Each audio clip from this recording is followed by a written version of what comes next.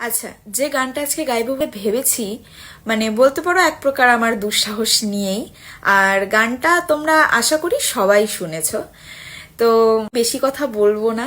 তোমরা গানটা শুনে অবশ্যই কমেন্টস করে জানিও কার কিরকম লাগলো।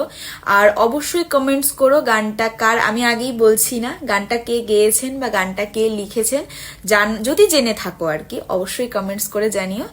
তাহলে চলো গানটা তোমরা শোনো আগে।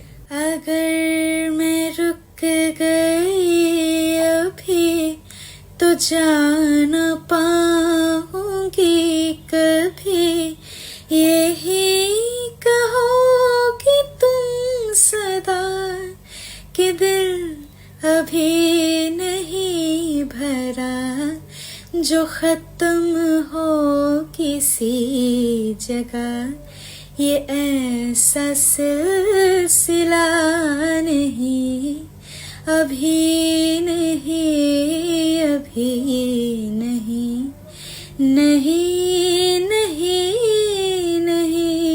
नहीं, अभी ना जाओ छोड़ कर के दिल